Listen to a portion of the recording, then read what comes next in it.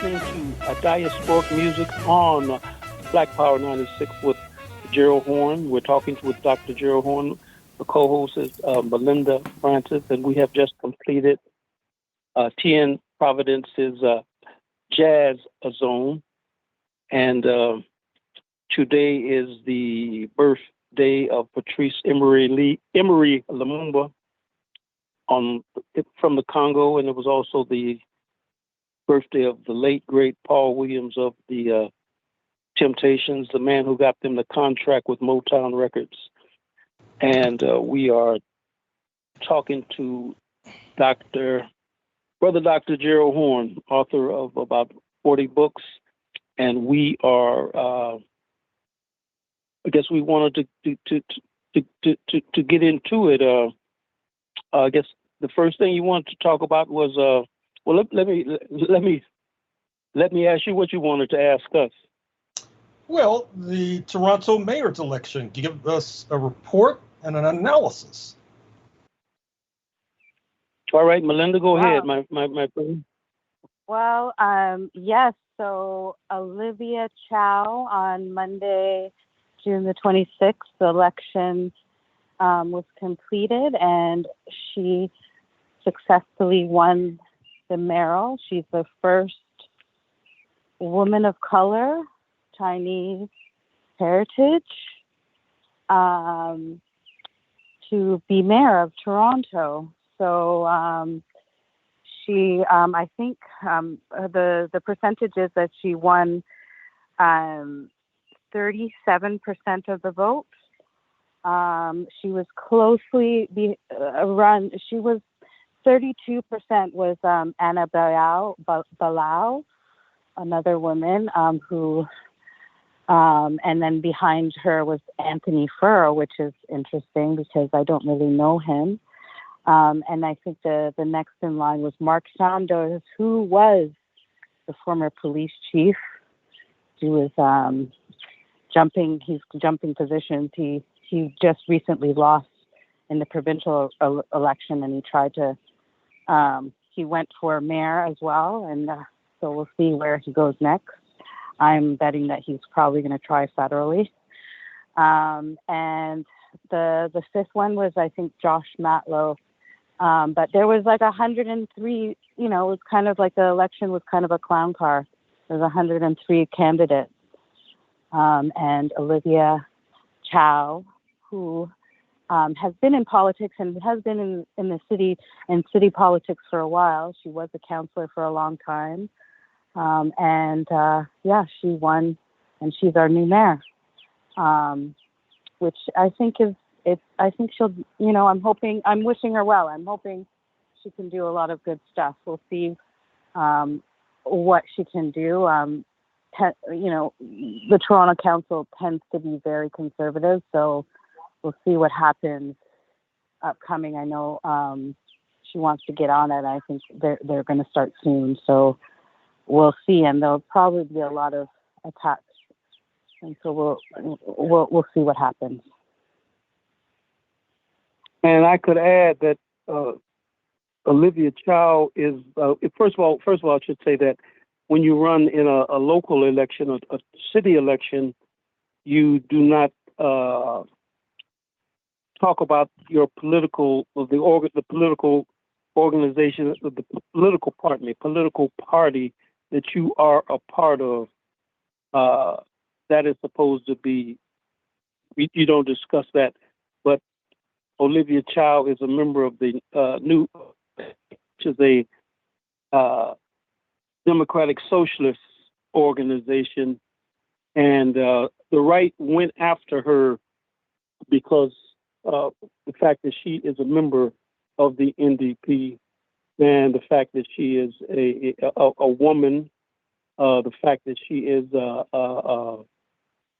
Asian, Chinese, and she has favored a lot of issues that are religious people. The whole question of sexuality. All of the religious folks came after her because she's very, very liberal on a lot of the sexual questions. And I maintain, I think history will, not history, but the record will reflect that one of the reasons why Doug Ford became the mayor of Toronto was because he rallied all of the religious forces around the whole sex question, and he used the whole question of sex to rally people around the Christians, the Muslims, and many forces because he came out against a lot of positions that the progressive element take, and that is what's happening with him, and that's what happened. Olivia overcame a lot of that. Let me put it that way.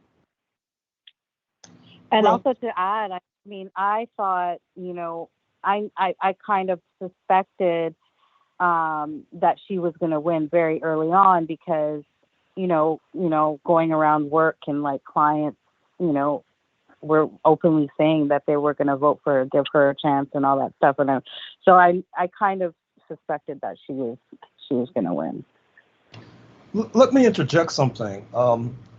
Tomorrow, which is July 3rd in the evening on the Pacifica stations, WBAI.org, WPFWFM.org, and KPFK.org in the evening Eastern time. I think it's 7, but check your local stations.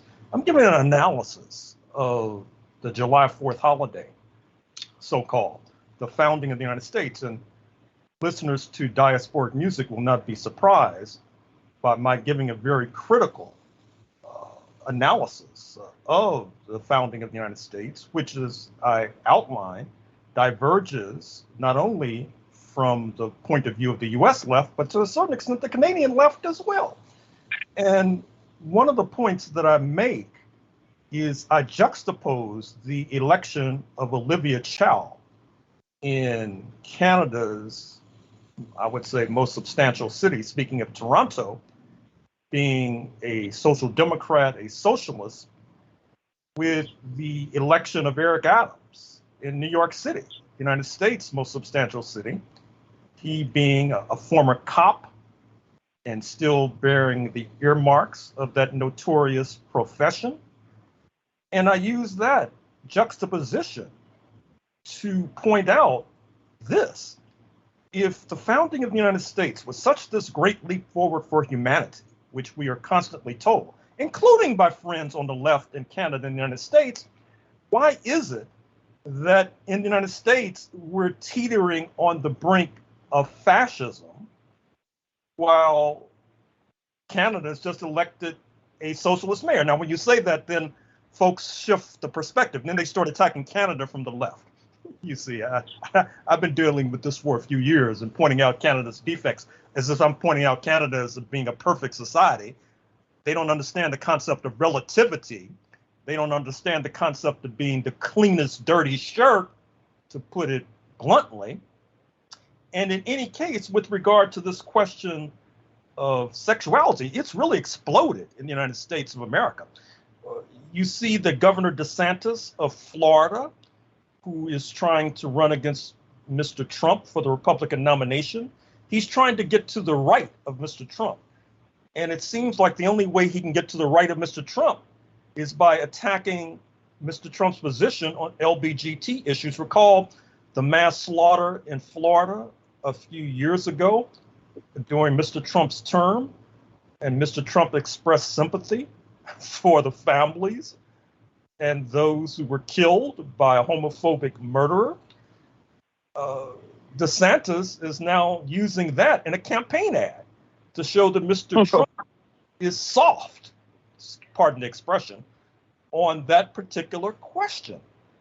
And I should also say that it's not just a question of sexuality. I think it's also a question of patriarchy. It's a question of masculinity. I think that there is a lot of hysteria right now in the leading capitalist countries, including the United States, about what is perceived as a challenge to traditional gender roles and a challenge to masculinity. And I have to say, pardon my naivete, but I've been taken aback by the speed and velocity with which this onslaught has been launched. It's, you know, that the US Supreme Court just ruled the other day that a business that designed wedding cakes in Colorado, they were not obligated to design a wedding cake for a gay couple.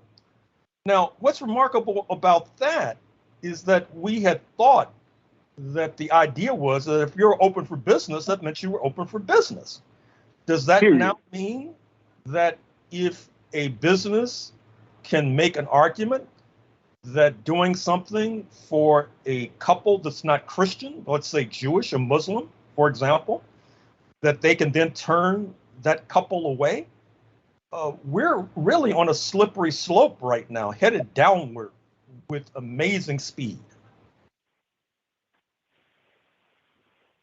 Remember, Jack Layton, Olivia Chow was married to Jack Layton, who used to actually. Jack Layton was a counselor in Toronto, and he used to actually come and do fundraisers for a radio station that I worked for, CKLN. He had auctions, and he was a great as an auctioneer, right? And he was always a friend of progressive forces. I remember a person whose name I won't name on this radio, but she was getting ready to be evicted. She was from her apartment, and Jack Layton basically made a phone call or two or three, and she lived in that apartment for another 10 years. We used to meet in.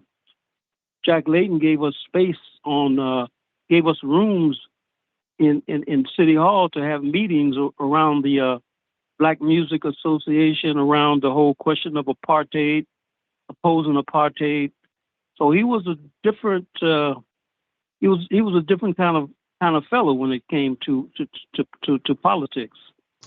Now, speaking of the Supreme Court, I should also mention the other body blow to the progressive movement and the Black movement. Supreme Court saying that affirmative action with regard to admission to Harvard University and University of North Carolina is invalidated. This will have ripple effects. It will limit the number of Black students in particular, Black and brown students in particular, who are admitted to higher university, higher education. But they had this footnote, which is that exempted or military academies, you can continue to have positive discrimination, affirmative action in favor of Black admissions to become an officer in the U.S. military. Now, that's very curious. Number one, already today, as we speak, the top uniformed and civilian leaders of the U.S. military are of African ancestry, speaking of Lloyd Austin and C.Q. Brown. Now, those are powerful positions, but I guess the U.S. ruling class feels that neither Austin nor Brown have the social capital, certainly not the politics, to want to execute some sort of military coup. And they are not as politically minded as their predecessors. I'm speaking particularly of Mark Milley, the head of the Joint Chiefs of Staff, who was really in conflict with Mr. Trump when he was head of the U.S. military. In fact, part of the evidence against Mr. Trump in terms of the indictment for keeping U.S. secrets in his Mar-a-Lago mansion is that he was trying to keep those secrets in order to discredit an attack by Mark Milley on Mr. Trump. However, I would warn the U.S. ruling class that they should study history. They should study, for example, how dangerous it can be to a ruling elite to allow the enslaved to be in charge of the military, not to mention the descendants of the enslaved. And I would point you to the Mamluks in particular in Egypt, a slave body that wound up overthrowing the elite and ruling. Now, of course, I don't think that they have to worry about that with regard to Austin nor Brown. But I think in terms of the Black liberation movement, as we begin to try to analyze this defeat that we've just suffered, we need to remind the ruling class of this. And also, I should point out that right now, this exemption to allow affirmative action for Blacks entering the military is a reflection of the fact that the U.S. military is having a hell of a time recruiting. And so even a Black member of the U.S. Supreme Court, speaking of Justice Ketanji Brown Jackson, said that what's happening is that the U.S. ruling class, that's my phrase, not hers, is saying that it's okay for us to serve in the bunker, but not the boardroom. In other words, it's okay for us to give our lives to preserve imperialism. We just can't be at the apex of society and reap the fruits. But I should also say it's sort of a return to neo-slavery. I've been stressing, particularly on this analysis I'll give tomorrow on Pacifica, of looking at the slave question as fundamentally a class question.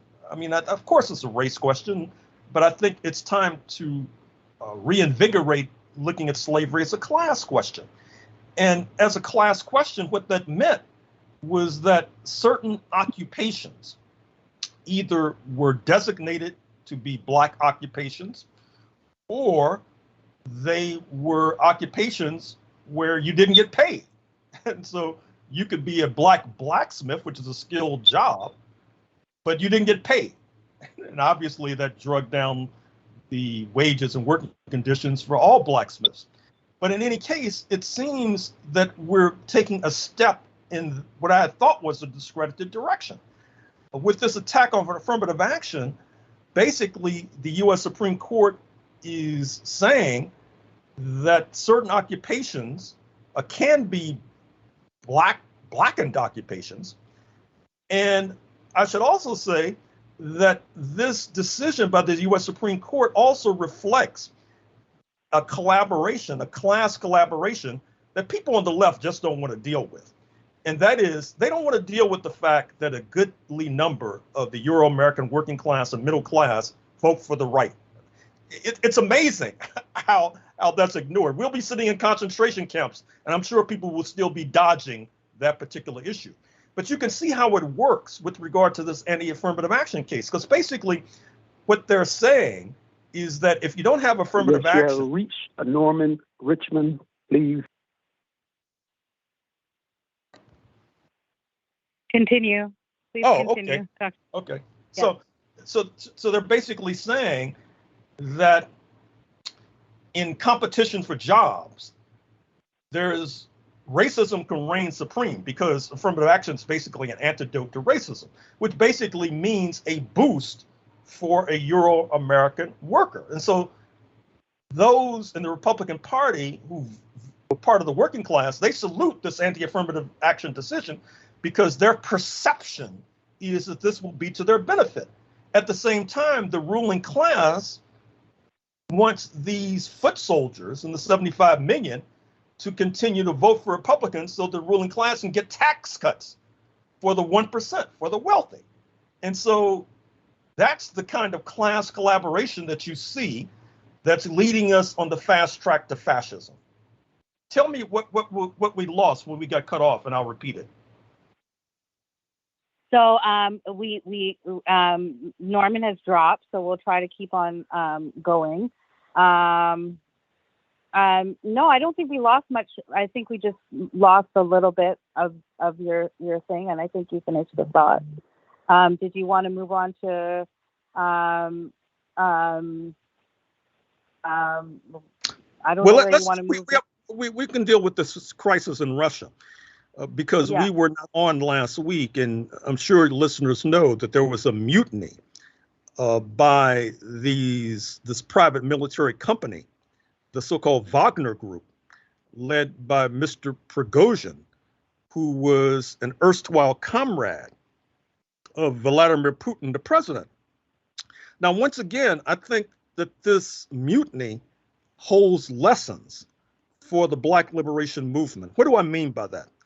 Well, fundamentally, what happened after the fall of the Soviet Union in 1991, from a class point of view, you had the rise of lumpen elements, organized crime elements. And Mr. Prigozhin was Exhibit A in this regard. He served a lengthy term in prison for his mercenary outfit he recruited in prisons. And of course, he became a billionaire in the process. In some ways, Prigozhin was a throwback to the origins of capitalism. And that's not surprising, because what's happening post 1991 is the attempt to build capitalism on the soil of what had been the first socialist country, the Soviet Union. And just like the British East India Company, which arose about 300 odd years ago and was very essential to the building of capitalism in what became Great Britain, it was described as Exxon with guns. That is to say, it was a private business that was armed. And that is a pithy description for Mr. Prigozhin and his outfits. And I should say that even though I think that they were welcomed into nations like Mali and nations like the Central African Republic, because they were very adept at fighting so-called Islamic fundamentalism, there's no question that they reaped significant profits from those particular enterprises, particularly in the Central African Republic. Now, what I think the Black liberation movement should take away from what's happened in Russia is that the lumpen, and recall that the Black Panther Party, amongst others, tended to valorize the lumpen.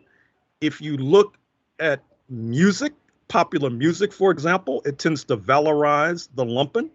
Recall that in common everyday exchanges in the Black community, the word pimp, which we had thought was a discredited preoccupation, has become an all-purpose verb and has a certain positivity to it, believe it or not, which I think reflects the rise of this lumpen culture.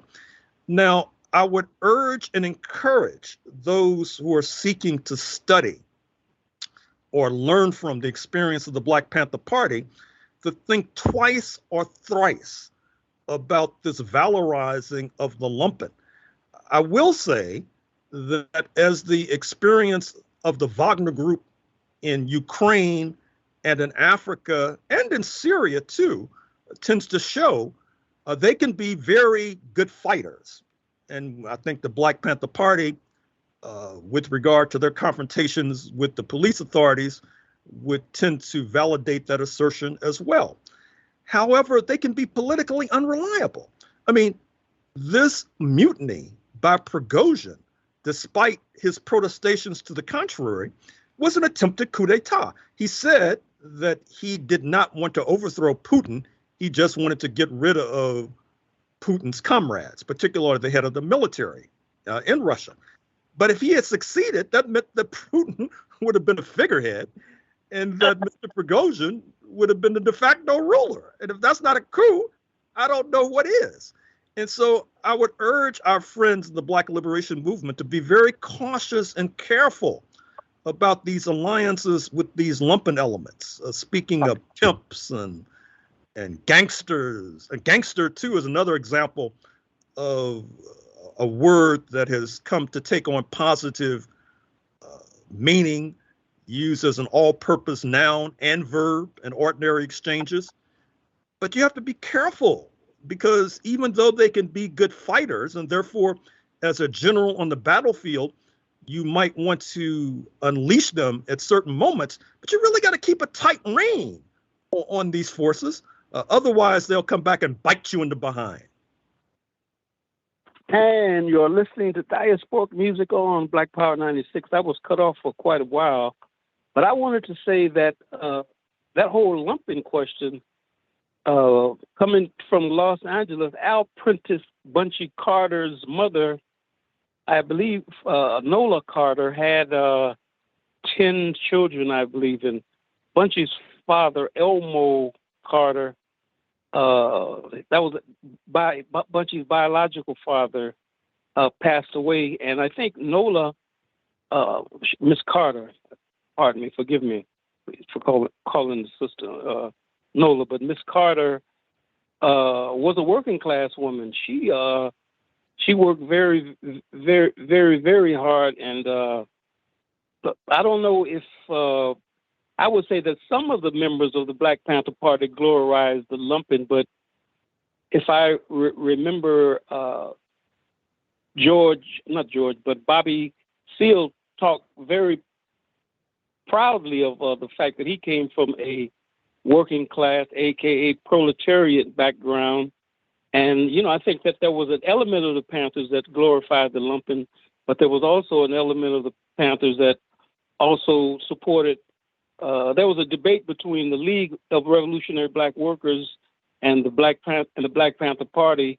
The League of Revolutionary Black Workers' position was that the working class was the vanguard because they were black people were at the point of production, and the Panthers, like one section of the Panthers, promoted that lumpen argument. So I just wanted to throw that in the mix. Well, and also, once again, I mentioned this too because part of the ideological underdevelopment in the United States is that people adopt fixed ideas. The lumpen, they'll punch a boss, they won't punch a time clock, as I heard one former Panther put it at one time. But they don't necessarily study, like what I'm saying about Russia. It would not occur to them to see that as an example, as part of the perils of relying upon these gangster elements.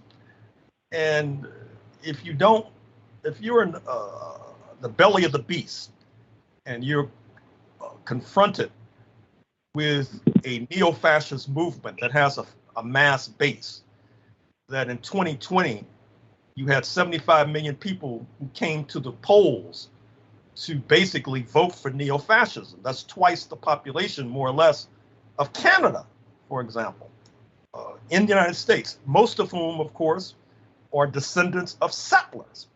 And one of the points that I mentioned, once again, on this program that will be broadcast on WBAI.org tomorrow evening, is that the term settler colonialism is being popularized. And I encourage that. I salute that, including, interestingly enough, by historians.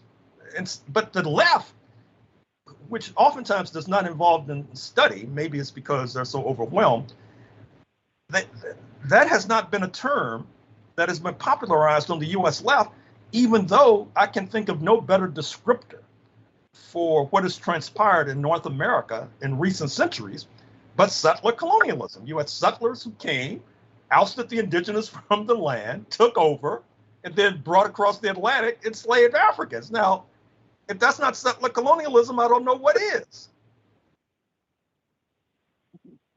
Wasn't the term settler colonialism? Didn't the South Africans get that from Canada? Well, it's interesting. South Africa, they used the phrase colonialism of a special type, where the colonizer and the colonized live side by side. Now, I interpret that as just another rendition of settler colonialism. Now, whether or not the South African left incorporated this notion from Canada, I'm not sure. I assume from your question that you believe that is the case.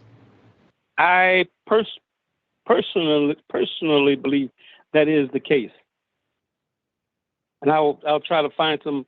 I'll find my research and send it out up to everyone. Yes. Oh, good. Yeah, good. I think that's my understanding too. That that the apartheid system, they took the reserve system in Canada straight from Canada. Exactly. That's my understanding. But yeah, well, of course, look at forward. Yeah. you had by reserve system, you mean the equivalent of reservations, as they say in the United States? Correct. Yeah. Exactly. Yeah. Exactly. Right. Yeah. It was not African. It wasn't African people, but First Nations, as we call them in Canada, or Native Americans. Yeah, it was the South African. The Boers learned that from Canada. That's the way I was.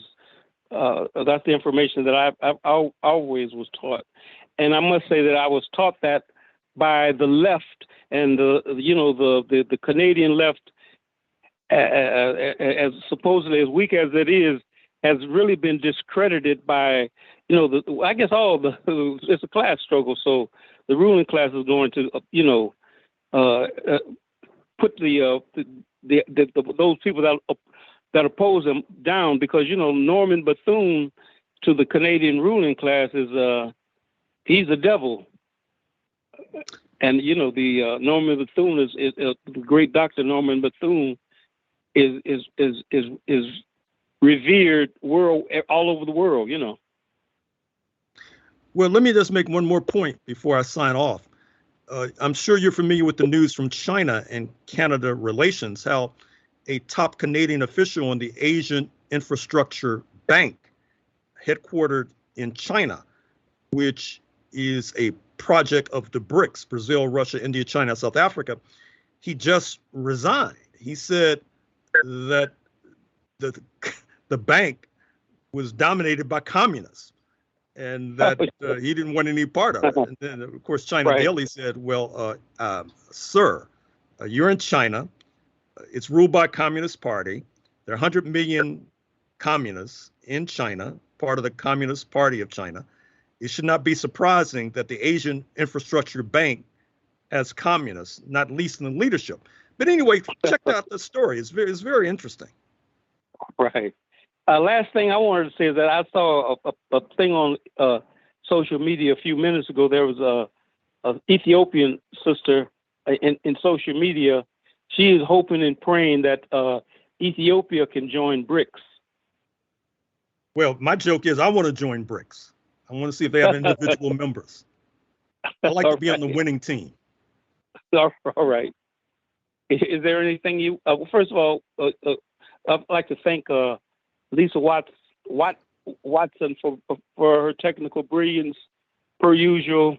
And is there anything else you would like to add, Melinda Francis? We'll see everybody in the whirlwind next week, and please donate. The website to donate is blackpower96.org/donate. Thank you. All right, I'm signing off. Goodbye. Thank you. Uhuru.